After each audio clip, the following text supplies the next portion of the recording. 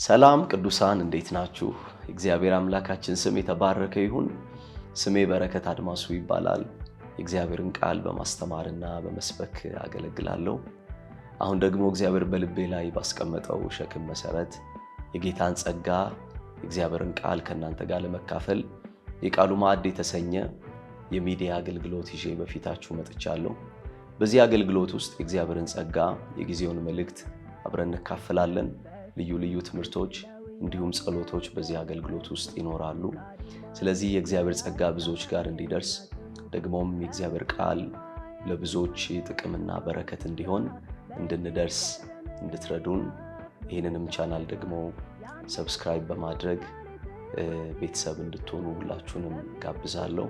እግዚአብሔር አምላክ ይባርካችሁ። አመሰግናለሁ።